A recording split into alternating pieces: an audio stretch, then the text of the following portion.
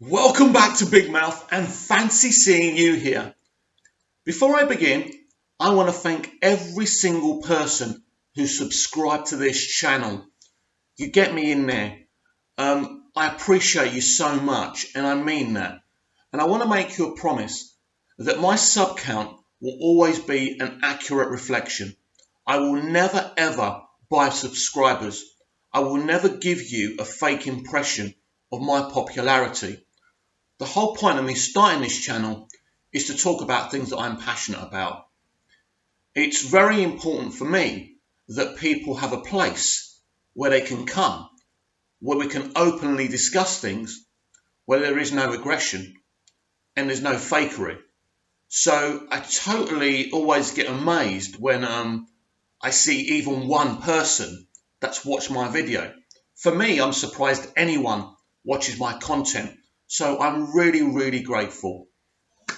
Yes, Doctor Who, a beautiful idea that's been betrayed in so many ways.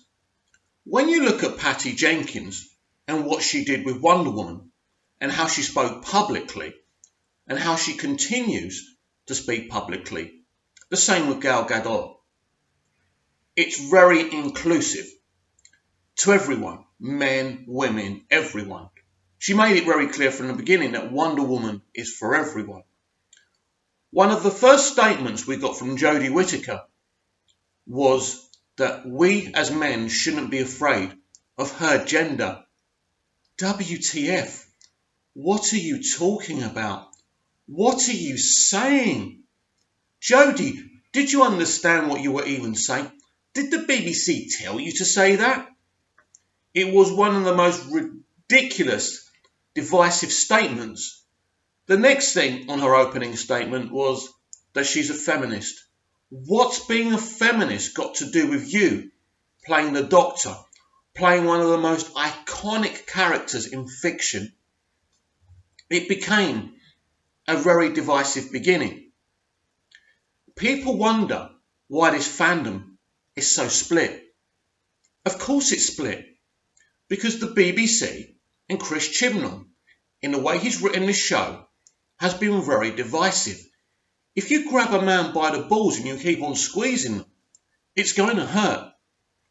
And Doctor Who has been incredibly painful. Many of us didn't want a female Doctor. I don't think there's anything to be ashamed of in admitting that.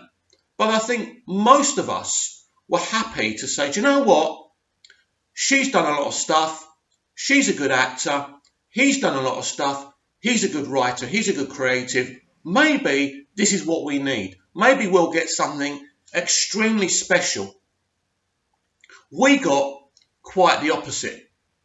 Meanwhile, Jodie Whittaker making stupid statements constantly really didn't help. Jodie Whittaker reading mean tweets. Reading tweets from her fans talking about sexist men because we didn't want a female Doctor. You know what? If you just made a great show, Mr. Chibnall, nobody would have even been talking about a female Doctor. In fact, we would have been saying, wow, maybe she's the best Doctor ever. Isn't it great that we were wrong? Most of us would have admitted that saying we didn't want a female Doctor was wrong if we got a good piece of content. But that's not what we got. We got a Doctor with very little development, very low stakes. And again, if I compare this season of Doctor Who to Wonder Woman, now I know Wonder Woman's a different case in point because Wonder Woman's always been a woman, unsurprisingly. But it's the same thing. A female lead, a female creative running this thing were very inclusive and gave us a version of Wonder Woman who was well developed, that did have stakes. At that moment, at the end, when she's tempted to kill that woman, right? The woman with the mask, I forgot, Dr. Poison, right? There's stakes there. There's heights there. There's great development there. And in the end, she says, I choose love. And she defeats her enemy. It's a beautiful moment. Jodie Whittaker and her Doctor have not been given one moment like this. And this is why it hasn't worked. Because you've got a company and a creative who believe women shouldn't be challenged. Women shouldn't go through great depth and character development.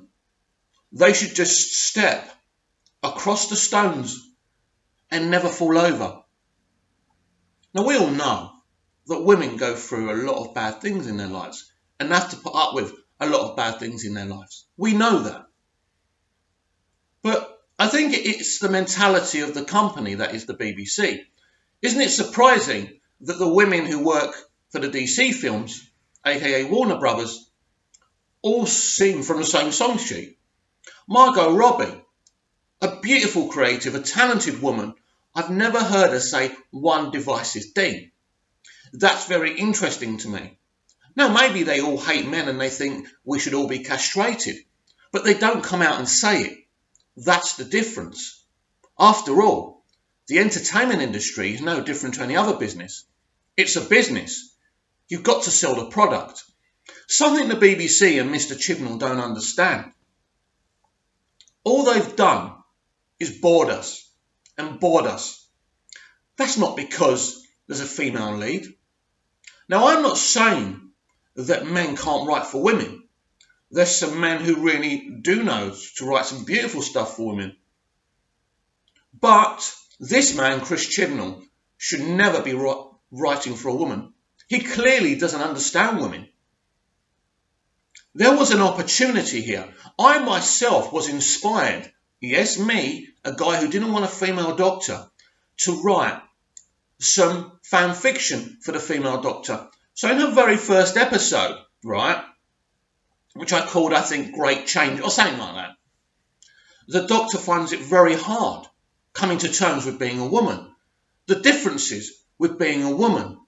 The doctor didn't choose to be a woman with the way I wrote it, and is shocked and has to get used to it. Getting used to people's attitudes, getting used to having to go to even going to the toilet in a different way. Different things. Wearing a dress. Different things that come with being a woman, having to come to terms with that. This doctor came to terms with being a woman straight away. I said this before, that I think that this is a great insult to the transgender community, who do have to go through great changes to change what they think they always should have been. So this was a great opportunity, because if we're talking about representation being a positive thing, well, representation hasn't been a positive thing for Doctor Who. Because this doctor, this female doctor, came to terms with being a female after being a man for all those years. What did Mr. Chibnall come up with? Oh, the doctor's been a woman before. Really? So that means there's no depth, there's no stakes of this doctor being a woman. He can just step over all of that. I really did believe that in the initial episodes, this doctor would find it difficult being a woman and a challenge. I think that would have meant something to everyone, men and women. There was the doctor's a woman now. There's differences there. That doesn't mean you strip the show of its sci-fi and its depth and its great storytelling. This Doctor Who, this era of Doctor Who, has been stripped of the sci-fi, of the wonder, of the fantasy of travelling around in space and time and making discoveries. This is the most uninteresting, boring version of the Doctor we've ever had. And oh boy, we've had some bad versions before. But I tell you what, Colin Baker and Sylvester McCoy have got nothing on this Doctor. Yes, sorry, they're not my favourite Doctors, but I respect them as artists and I respect them as people. But they weren't my favourite Doctors.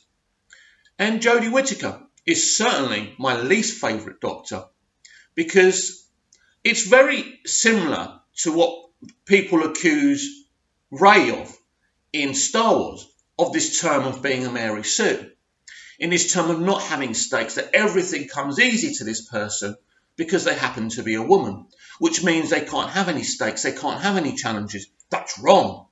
And this is the problem with the mentality we're in the entertainment industry.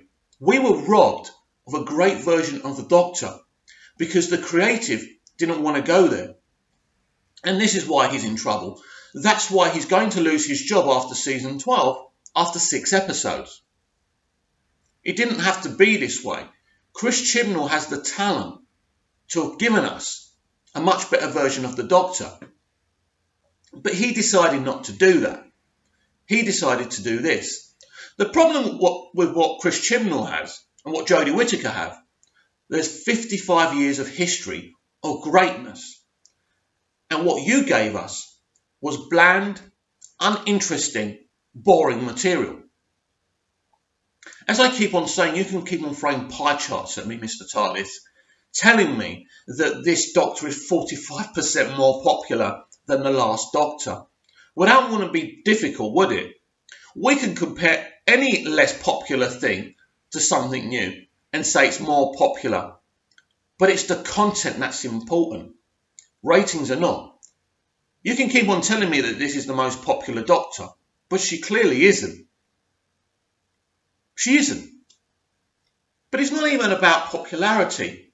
It's about what's staring you straight in the face. The fact that Graham, a male companion, has more development and more nuance than the actual star of the show, than the lead character.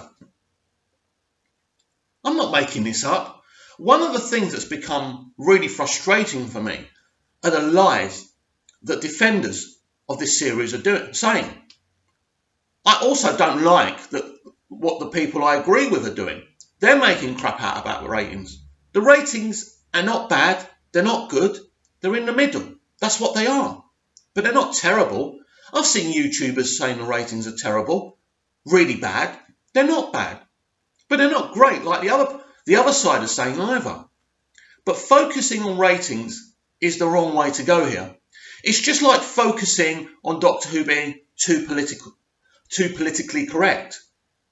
It's not a good argument. The argument that I have, that I've been given something that's so bland and so uninteresting and so unwatchable. I feel sorry for Mandip Gibb, who's just been brought in to tick a box. She barely does anything. I'm coming with you, Doctor. That's about all she says. I like you, Doctor. You're such an amazing person. Really? That's all you're going to give her? People keep on telling me that Mandip Gill isn't a good actor because she used to be in Hollyoaks. That's bollocks. I saw in a Hollyoaks putting award-winning performances away. I'm not saying she won awards, but she did really well as that character. Mandip can act. Mandip's a great girl who's very excited to be part of this franchise. And she's been treated disgustingly by Chibnall, just like Jodie Whittaker has been. The BBC keep on throwing Jodie out there to make ridiculous statements. But as I said, the reading out the mean tweets was the most pathetic thing I've ever seen. What kind of message does that put out? You're actually creating the toxicity that you say is already there. And it's hugely disappointing. They now have to make big changes. They're now going to have to be forced to do what Star Trek Discovery Season 2 are doing, which is bringing iconic characters in, changing things that they've done. They've already sacked a bunch of showrunners. Well, the BBC weren't wanting to do that because of scheduling. So Chris Chibnall has been forced to make another 6 episodes before he leaves, and he's been forced to go a different direction in the show's narrative to what he wanted to do. We heard about this silent, fictional 5-year plan. Have you ever heard anyone inside of the BBC, including Chris Chibnall, talking about a 5-year plan? What plan? Did you see a big, deep plan in place when you were watching these 10 episodes? Because I haven't. If that's his plan, that probably took him 5 minutes and he's been smoking a cigar, smoking a Cuban for the rest of the time. What plan? There's no plan in place. But Doctor Who Season 11 defenders like Mr. TARDIS will tell you there's a great plan. There's a reason why Doctor Who is taking a year off after New Year's Day. There's no plan. There's no fault here. This show didn't have to be bad. Casting a woman doesn't make it bad. I remember people saying it was going to be a terrible show because a woman was cast. That's nonsense. All you need is great leadership. All you need is great writing. Chris Chibnall has not been a great creative and has not been a great leader. He has let the people he's employed down. But much worse, he sacked a bunch of people and brought in another bunch of people just to tick boxes. The departure of Murray Gold, one of the best composers I've ever seen in the business. The official line was that he was burnt out. I don't believe that. And Murray, if you were burnt out, I'm sorry and I hope you're having a good rest. But I don't believe that. Because who replaced him? Sagon Akinola is a very talented man. But he hasn't got the talent of Murray Gold. There's no question of that. Murray Gold should still be scoring Doctor Who. But because of the BBC's agenda policy, he had to go. I didn't want him gone, did you? I know there was a few people who said he had to go, and I'll keep on saying it until I'm blue in the face. Ridiculous. His music was iconic. I used to hum his music for the Doctor, for Rose, as I was walking down the street. I used to listen to his music on my headphones. This was like the same feeling I had listening to the Superman the movie soundtrack or Star Wars: A New Hope soundtrack. This was classic. Russell T Davies put a great team together. It was quickly disbanded once Moffat came in because everyone's interested in their legacy rather than the legacy of this beautiful, fantastic character. And this is where it's gone wrong. It's the bastardization of a beautiful idea. Russell T Davies understood what Doctor Who should be in the modern era. And he gave us something beautiful because he towed the line from what the classic show was, but he understood that he needed to make it he needed to make it something that the modern audience could come in and enjoy. So he struck a balance and he walked that tightrope. Now, sometimes fans of the classic show weren't happy with what he did, but even they would have to admit that what he gave us was very much Doctor Who. Now, the aspects of Rose and the Doctor maybe being in love, maybe not what classic Who was all about, but it's what was needed. Even that kind of dynamic really annoyed me at times. But the reality is, Billy Piper, very talented young actor, came in, had a great chemistry with Christopher Eccleston and had an even better chemistry with David Tennant. Imagine that. This was an actor in the middle of her run, just came in, she had to have chemistry with him. That was the choice of Russell T Davies, David Tennant. Even if they did chemistry test sessions, they weren't going to change who they cast as a Doctor. So she was brilliant. They were brilliant together and it worked. So when you get to Doomsday, some people accuse Doomsday of being too soapy. I don't. It was just emotional. It had stakes. And when Rose leaves, you're truly upset because she was the girl next door. She was this character who grew up without a father, who lived on a council estate with her mother, was also a wonderful character. Camille Caudry as Jackie Tyler. Wow. No parent of a companion since has come close. Russell knew what he was doing. He gave us a real companion who was a real person, who did have worries and ambitions and all of that, and fell in love with the most amazing being in the universe. And the most amazing being in the universe fell in love with her. But the episodes weren't about their feelings towards each other. It was about the adventure. It was about the Doctor's mentality. It was about the Doctor's hopes, about the Doctor's fears. And the Doctor, in his own way, always made it clear to Rose, I'm not going to settle down with you. I remember in one episode when they were stuck somewhere and she goes, oh, we could get a place together. Oh, I've never settled down before. And he looks scared. He loses the TARDIS. It's that one with the Ood. The two-parter with the Ood. What's it called? I forgot now. But brilliant episode. But So Russell T Davies gave the Doctor and the show nuance, and it worked for so many different types of people, and it was exciting. Now, even though I don't think Stephen Moffat's era of Doctor Who is anywhere near as good, in Russell T Davies and Stephen Moffat, you have got the ultimate Doctor Who fanboys who sat there and enjoyed the classic series, but were tasked in making a show for everyone. And as far as I'm concerned, in that element and that aspect, they pulled it off. No question, since Russell's gone, it just hasn't been the same. It hasn't worked as well, it hasn't been as enjoyable. But Stephen tried, and I think for 2 seasons, he did a tremendous job. And then once Matt left, he just fell out of love with the project. And that's a shame. But that says a lot about the kind of emotional man Stephen Moffat is. That's the thing with Chris Chibnall. He doesn't come across as a very emotional man. He says he's a Doctor Who fan, but I just don't believe it.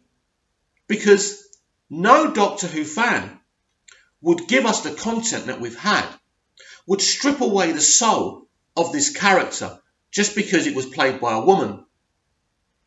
Personally, Chris Chibnall shouldn't be running season 12. If you want to keep Jodie Whittaker, then keep Jodie Whittaker and do something special with her. But he shouldn't still be in a job.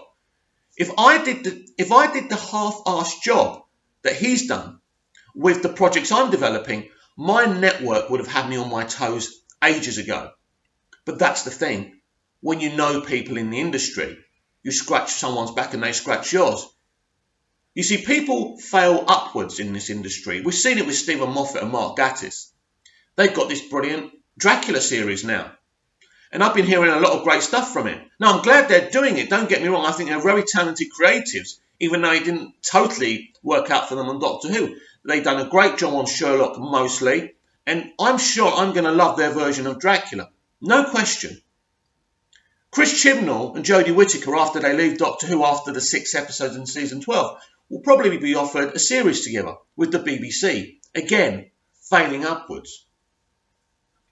People's attitudes to what's happening with Star Trek, Star Wars and Doctor Who isn't about fascism or sexism, homophobia or racism.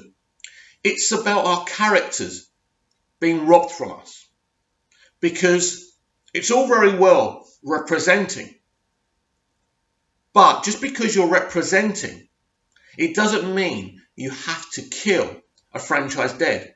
One of the major problems is now they are not willing to create brand new characters for females or homosexual characters or transgender characters. They want to take them. They want to pull out the entities that are already in existing properties because they're popular and it's easy. They don't actually want to write anything original because there's no originality left in this industry. So what you do is you pillage and rape existing properties and then you kill them. For me right now, Doctor Who is dead. I will support it by watching it, buying the Blu-rays, because I love Doctor Who as a character and I just can't leave it behind. In the hope that we might get a great New Year's Day episode, in the hope we get a brilliant season 12, then we can get going. But right now, there's none of that. The mentality isn't there. All I hear is people defending this. You can't defend an empty box when you were promised of a box full of beautiful things. You can't defend an empty shell. Do you remember that poem that guy did in Friends for Monica? The Empty Vase. That's a very interesting poem, by the way. It says a lot. It pretty much describes what Doctor Who is today. Because these type of people with these type of political ideologies want to spit in the face of people who don't share the same ideologies. We're in 2018, where people should be allowed to have any opinion they want without it being shoved down their throat on their favourite show. And what it does by tainting season 11 of Doctor Who and season 12, you taint the whole 55 years that's gone before it. But importantly enough, saying that, we've still got all the memories. We've still got the Blu-rays and the DVDs and the video cassettes.